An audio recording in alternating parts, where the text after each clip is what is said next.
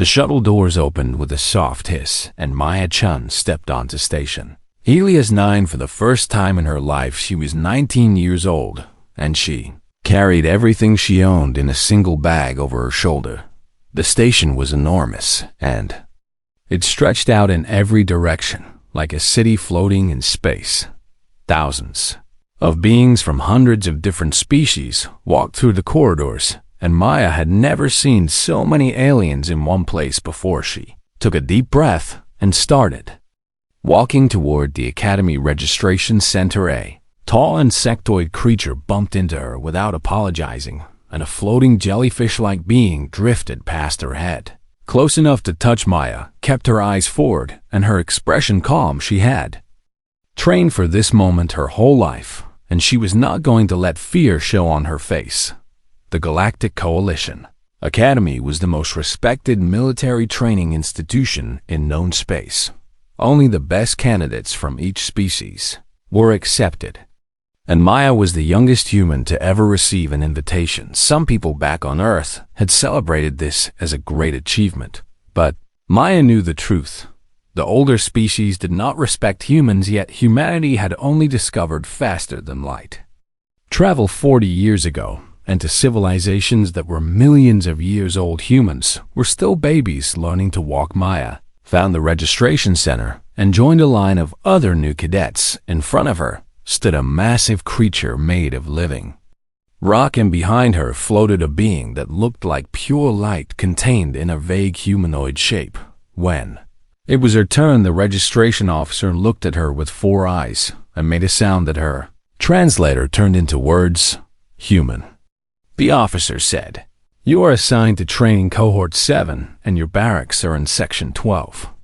Maya nodded and took her identification chip. She did not ask questions, and she did not make conversation. She simply moved forward. The barracks for cohort 7 were large enough to hold 12 beings of various sizes. When Maya entered, she found that she was the last to arrive. 11 aliens turned to look at her, and she felt their eyes measuring her and finding her small. The largest was a Kethari named Vexanar, who stood nearly 3 meters tall, with a body covered in hard black chitin and 4 arms that ended in sharp claws. He made a clicking sound that her translator interpreted as amusement. "This is the human," Vexanar said to the others. "I heard they were small, but I did not expect a child." Maya set her bag on the only empty bed, which was the smallest one in the corner. "I am 19 standard cycles," she said calmly. 19, repeated a silver-skinned female with large dark eyes. "I am Umith of the Veloci, and I have lived for 342 cycles, and I am considered young among my people." Umith was a telepath, and Maya could feel something like cold fingers brushing against her mind. She had been warned about the Veloci, and she kept her thoughts calm and empty. "The humans should not be here," said a deep, rumbling voice.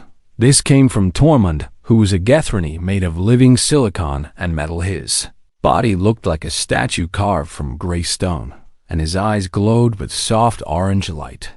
"They've been in space for less than half century, and they send us a teenager to train beside warriors who have served for decades." Maya looked at Tormund without anger or fear. "I passed the same tests as everyone else," she said simply. "The tests were adjusted for your species," Yimith said with a cold smile. "Everyone knows this, and there is no shame in admitting you are here to learn from your betters." The other cadets made sounds of agreement, and Maya understood that she had already been given a role in this group. She was the learner, the weak one, the political gesture that the coalition had made to keep humanity happy. Maya did not argue, because arguing would change nothing. Instead, she unpacked her few belongings and prepared for her first day of training. Over the next several weeks, Maya watched and listened more than she spoke. The training was difficult but not impossible.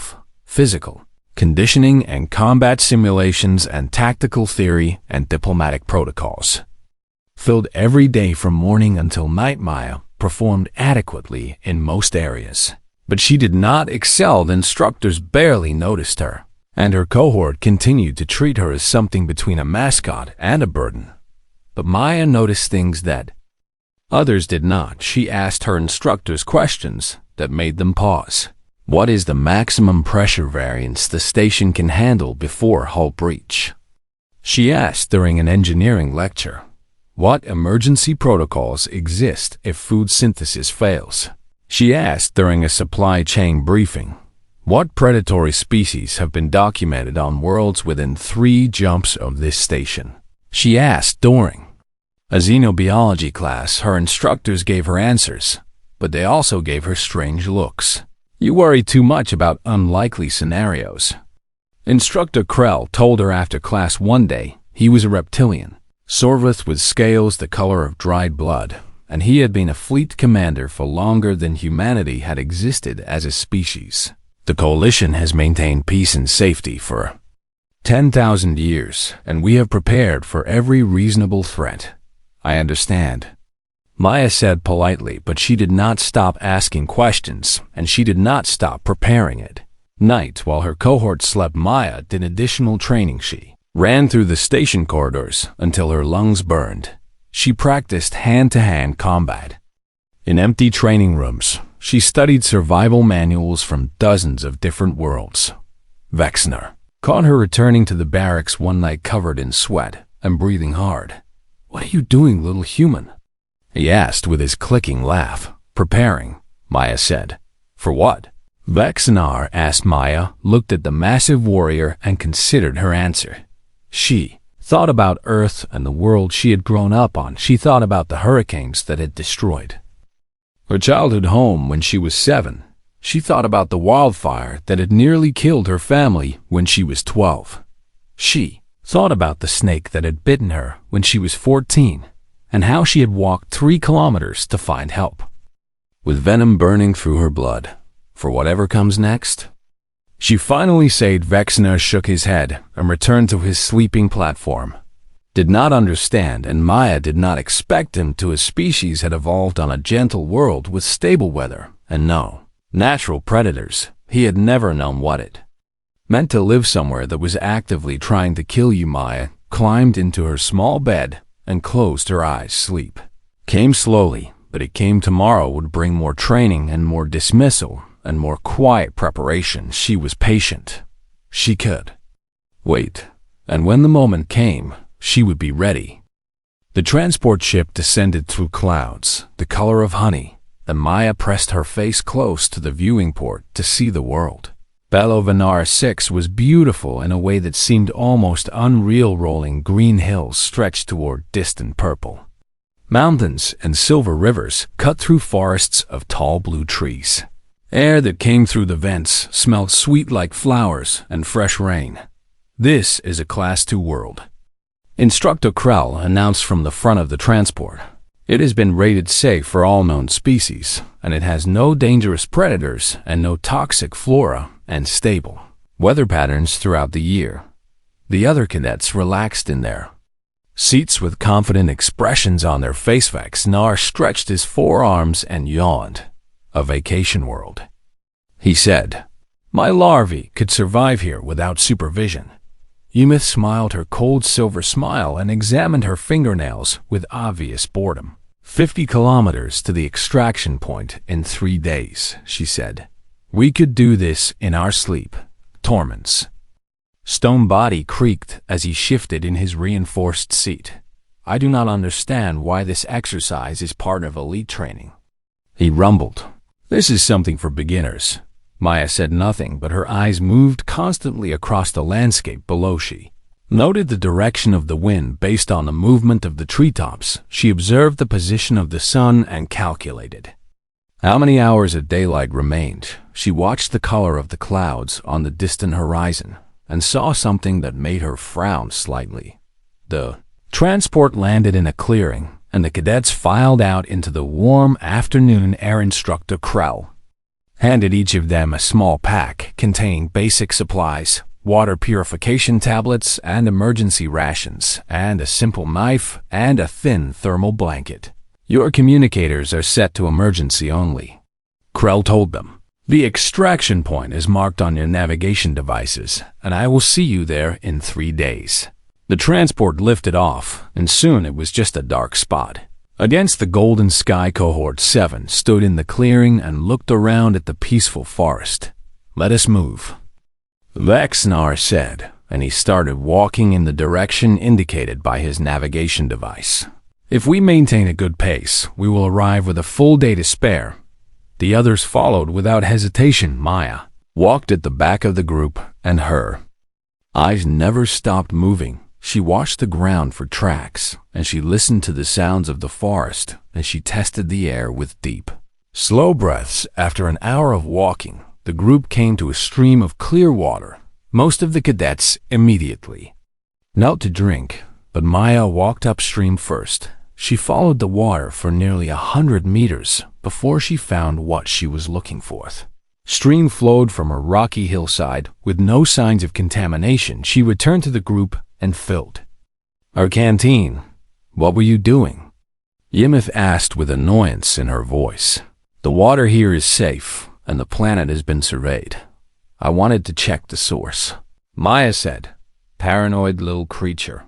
Yimith muttered and turned away. They walked until the sun began to set, and then Vexnar called for them to make camp. The other cadets simply lay down on the soft grass and pulled out their thermal blankets. Maya spent the next 30 minutes gathering information. She examined the trees for signs of animal activity. She tested several plants by rubbing them on her skin and waiting to see if there was a reaction. She found a spot with her back against a large rock where nothing could approach her from behind. "You are wasting energy," Tormund told her as she arranged her small camp. "This world has been inhabited by Coalition researchers for 2 centuries, and nothing dangerous has ever been recorded." Old habits. Maya said she did not sleep well that night. Something felt wrong, but she could not identify what it was. The air pressure had dropped slightly since their arrival, and the night was darker than it should have been, with thick clouds blocking the stars. On the second day, they found fruit growing on low bushes. Fruit was bright orange, and it smelled sweet, and the other cadets began eating immediately. Maya watched small animals in the trees. She saw that they ate the fruit without hesitation, and she saw that they showed no signs of illness. Only then did she allow herself to eat. "You are exhausting," Yimith said as she watched Maya's careful process.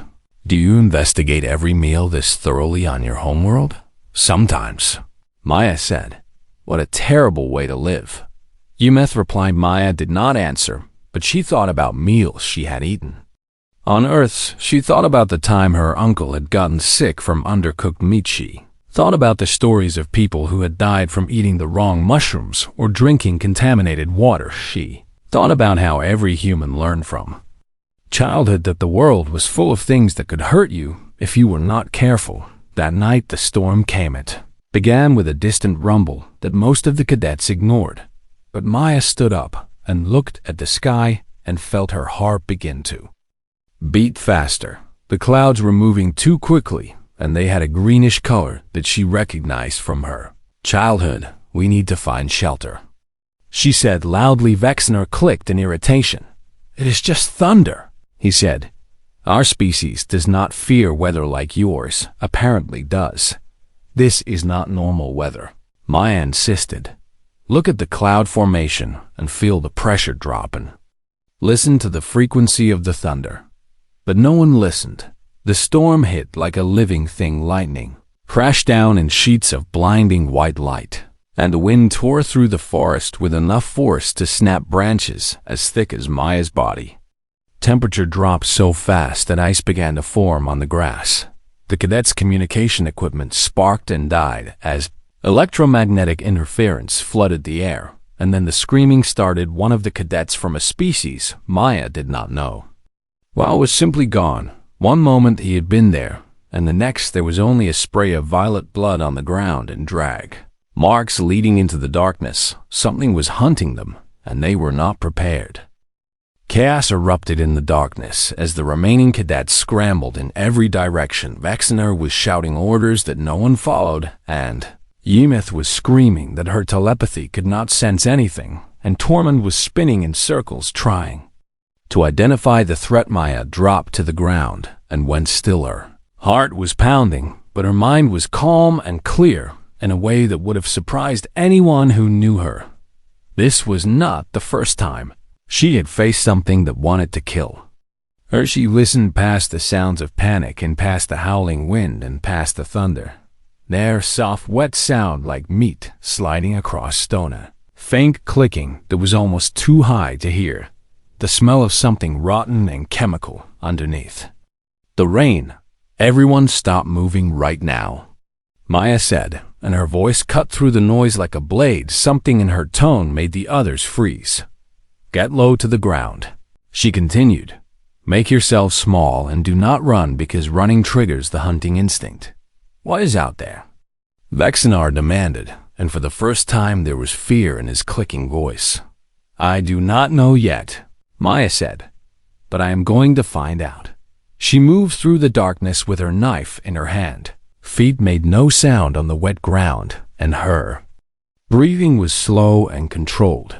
She had learned to move like this when she was a child playing in the forests. Near her home back then she had been tracking deer and avoiding the attention of mountain lions. Now she was doing the same thing on an alien world against an alien predator. She found the blood trail left by the missing cadet, and she followed it. The creature had dragged its prey nearly 50 meters. Before stopping to feed, Maya did not get too close, but she got close enough to see it. Thing was massive, with 8-jointed legs that bent at wrong angles. Its body was covered in something that shifted and changed color to match the surroundings.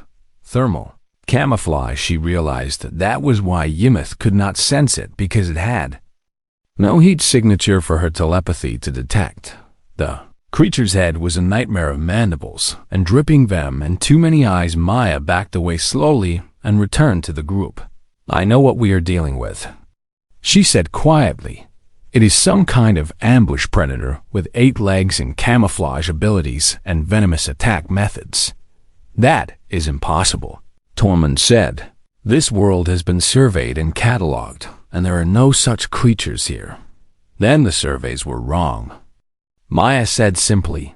The creature exists whether or not it is in your database. Ymith's silver face was pale with terror. We need to call for help, she said. We need to signal the academy. Our communications are dead, Maya reminded her. The storm fried everything. Then we are going to die. Ymith whispered. No, Maya said, and her voice was hard. We are not going to die, because I'm not going to let that happen. The other cadets stared at her.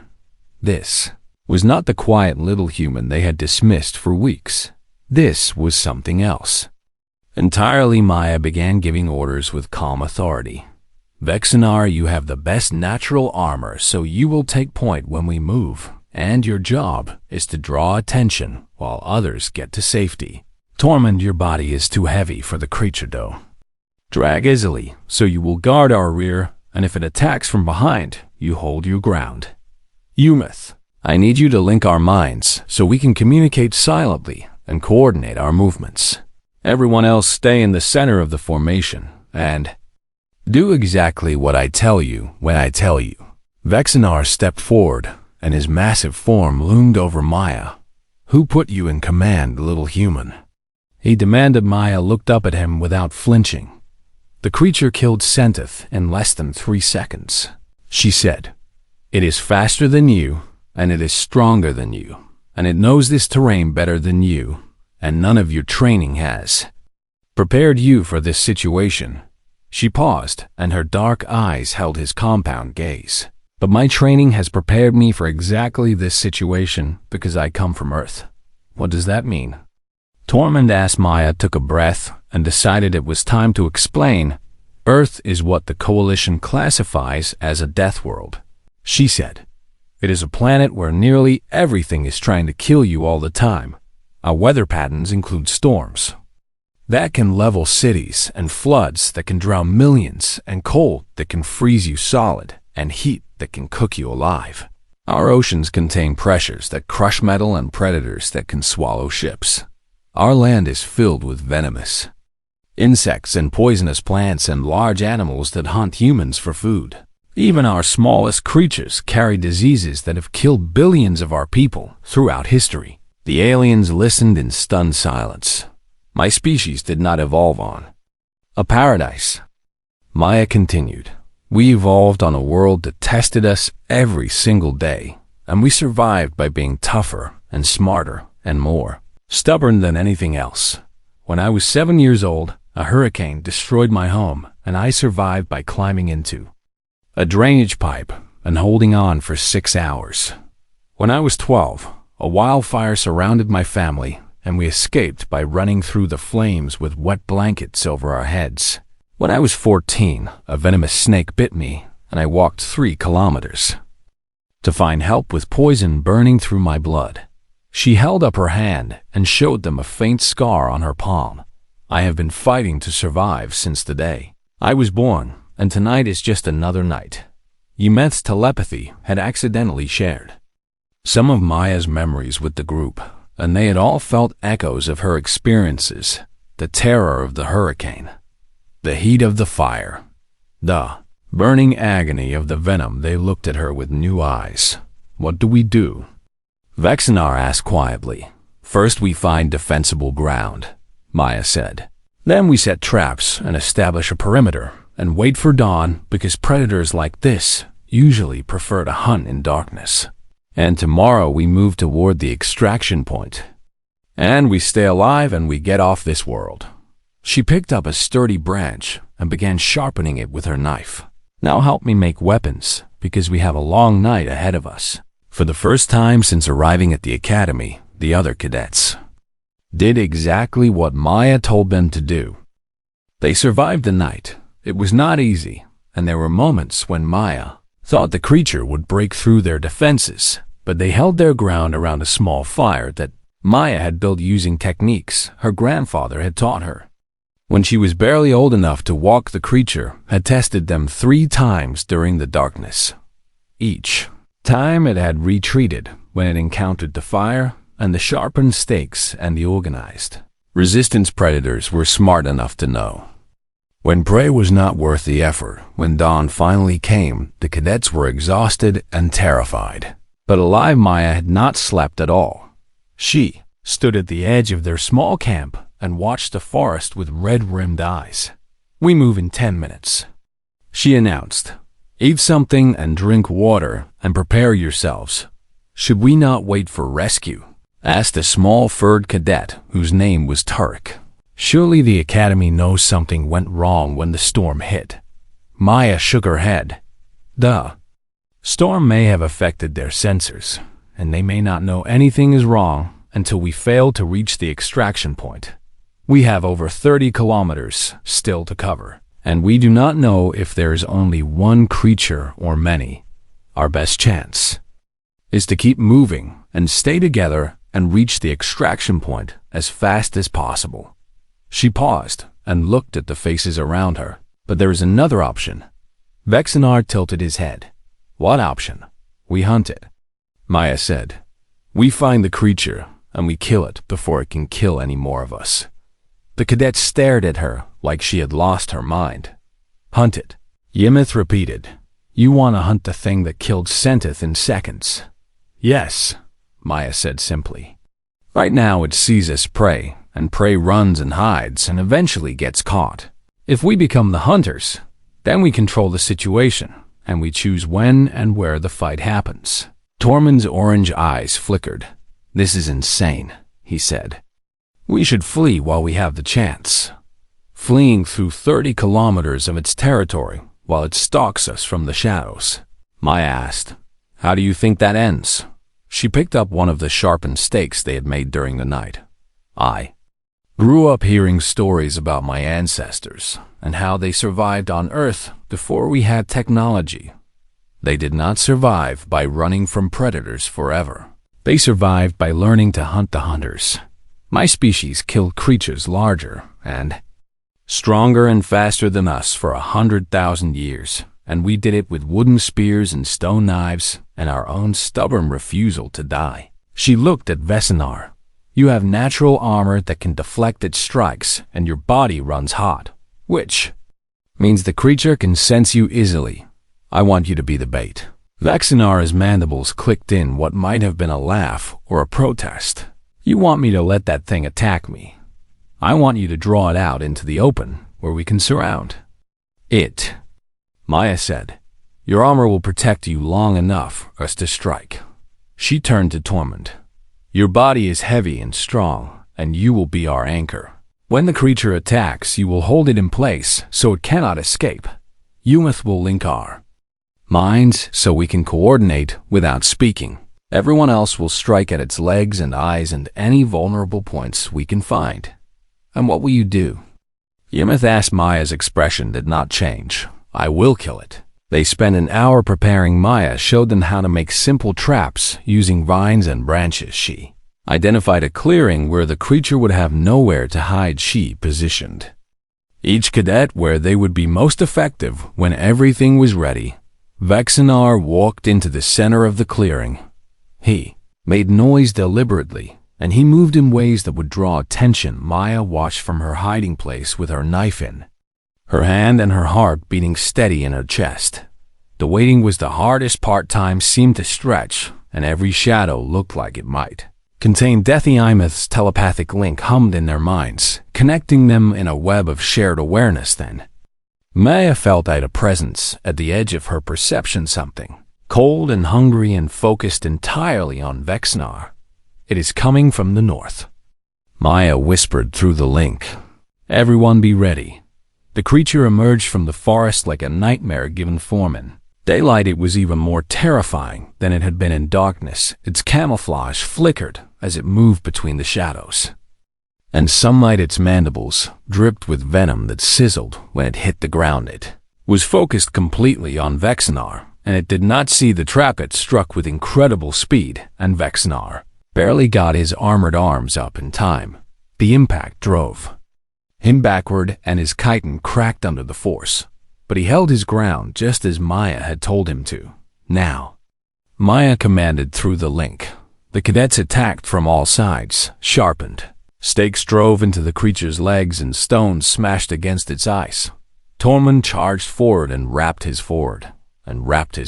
heavy arms around the creature's body, pinning it in place. The creature screamed in a frequency that hurt their ears, and it thrashed with terrible strength too. Cadets were thrown aside, and another took a glancing blow from a venomous barb, but they had done their job. They had trapped it. Maya moved in. She had studied the creature's body during the night, and she had identified the places where its armor was thin, the joints between its leg segments, the soft tissue beneath its mandibles, the cluster of eyes on the top of its head. She struck at each weakness with precision and speed. Her knife found gaps in its defenses, and her hands found grips on its slick body. The creature turned its attention to her, and she saw death in its too many eyes. One of its barbed legs caught her shoulder, and she felt venom burn into her flesh like liquid fire. But she did not stop. She climbed the creature's body as it tried to throw her off. She reached its head, and she drove her knife deep into the cluster of eyes, once and twice and 3 times. The creature shuddered and collapsed. Maya fell with it, and she lay on the ground, breathing hard as the venom spread through her body. "Maya," Yemeth called out, and for the first time there was genuine concern in her voice. Maya sat up slowly and looked at the wound on her shoulder. It was bad, and she could already feel her vision starting to blur. He pulled off her belt and wrapped it tight above the wound. Then she took her knife and cut an X across the puncture marks. Dark blood mixed with yellow venom poured out of the wound, and she squeezed the flesh to push more of it out. "What are you doing?" Tormund asked in horror. "Buying time," Maya said through gritted teeth. "The venom will still affect me, but this will slow it down." She stood up on shaking legs and looked at the dead creature. "We need to move now," she said. "I do not know how long I can keep walking." The extraction point was still 20 kilometers away. Maya walked every step of it. Maya did not remember the last 5 kilometers. Her body had gone into a strange automatic mode, where her legs kept moving, even as her mind drifted in and out of consciousness. The venom burned through her blood, and her vision swam with colors that did not exist. Vectioner carried her for part of the journey, and Tormund carried her for another part. But every time they put her down, she insisted on walking again. She fell 7 times and she got up 8 times when they finally reached the extraction point. 14 hours ahead of schedule, a medical shuttle was already waiting. Someone had finally noticed the storm and sent help. Maya collapsed as the shuttle doors opened, and she did not wake up for 3 days. When she finally opened her eyes, she was in the Academy Medical Center. White walls and soft lights, and the quiet hum of machines surrounded her instructor. Krell stood beside her bed with an expression she could not read. Ensign Chun, he said. You are awake. Maya tried to sit up and pain shot through her shoulder. She looked down and saw that her arm was wrapped in regenerative bandages from shoulder to elbow. The creature, she said. The others, your cohort survived, Krell told her. Cadet Sentith was the only fatality. The creature you killed has been identified as a Veneran shade stalker, which was believed to be extinct for over 2 centuries. The scientists are very excited to have a specimen to study. He paused and looked at her with his reptilian eyes. Your cohort has given their reports, and they were very detailed. They described how you took command during the crisis, and how you organized the defense, and how you hunted and killed an apex predator with a knife. Maya said nothing. They also described how you continued walking for hours with enough venom in your system to kill a HFY warrior twice over. The medical staff does not understand how you are still alive.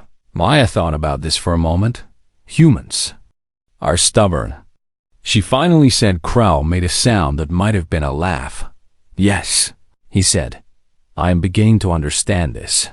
He turned to leave but stopped at the door. The debrief is scheduled for when you are recovered, and there will be many questions. Your performance has attracted attention at the highest levels of the Academy, and I suspect your time as an unnoticed cadet is over. Maya closed her eyes and rested over. I suspect your time as an unnoticed cadet is over. Maya closed her eyes and rested over. The next week, she healed faster than anyone expected. The coalition doctors ran tests after test, trying to understand how her immune system had fought off the venom. They studied her blood and her cells and her genetic code. They discovered things about human biology that surprised them, the redundant organs and the incredible healing ability in the immune system that adapted and learned and overcame. Your species is remarkable. One doctor told her, you have evolved to survive almost anything. We had to, Maya said simply when she finally returned to the barracks of Cohort 7. Everything had changed. The cadets who had dismissed her as a learner now looked at her with something between respect and a Wevexener met her at the door, and he did something she had never seen. Kathari do he bowed. Maya-chan, he said, and his voice was formal and serious. I owe you my life and the lives of my cohort. Among my people, this creates a debt that can never be fully repaid. I will follow you into any battle, and I will guard your back until the day I die. Maya did not know what to say, so she simply nodded. Imith approached her next, and her silver face showed an emotion that looked almost like shame. I treated you poorly, she said. I dismissed you as inferior without understanding what you truly were. I ask for your forgiveness, and I offer my friendship if you will accept it. Maya extended her hand in the human gesture of greeting. After a moment, Ymith took a Torment. Simply nodded when he saw her, and his orange eyes glowed brighter than before. Humans are insane, he said in his rumbling voice. Maya smiled. Yes, she agreed. We are. In the weeks that followed, word spread through the Academy. The story of Cohort 7 and the Deathworld, human, became legend. Other cadets sought Maya out to ask questions about Earth and her species. Some were curious, and some were frightened, and some were both. She told them about hurricanes and volcanoes and earthquakes. She told them about sharks and crocodiles and venomous spiders. She told them about diseases that had killed millions and wars that had killed billions. She told them that humanity had faced extinction dozens of times and had always refused to die. Your world sounds like a nightmare. One cadet said, "It is." Maya agreed. "But it is our nightmare, and we love it." Graduation came 6 months later, and Maya finished at the top of her cohort. She had earned the highest marks in survival training and tactical thinking and small unit. Leadership instructor Krell presented her with her assignment personally. "You have been assigned to the Coalition's most dangerous frontier," he told her, "a region of space where hostile species raid shipping lanes and colonies and stations. It is considered a death sentence posting by most species. Do you accept?" Maya looked at the assignment details. It was dangerous and isolated, and likely to get her killed within a year. She smiled. "Yes, sir," she said. "I accept." As she left the academy, she passed a group of newly arrived cadets. Among them, she spotted another human who looked young and nervous and completely out of place. The other cadets were already dismissing the newcomer as a learner. Maya stopped and caught the young human's eye. "First day?" she asked. "Yes, ma'am," the new cadet said. Maya leaned in close and spoke quietly. "They will underestimate you because you are human and because you are young and because they do not understand what Earth is. Let them watch and learn and prepare. And when the moment comes, show them what it means to come from a death world." The young cadet stood straighter, and Maya saw something familiar in their eyes. That stubborn human refusal to be broken. Maya nodded and walked away toward the shuttle that would take her to the frontier. Behind her, a new legend was just beginning, and somewhere in the stars, the galaxy was slowly learning what it meant to share the universe with the children of Earth. They were small and young and fragile looking, but they came from a world that had tried to kill them every day of their existence, and they had won. They always won.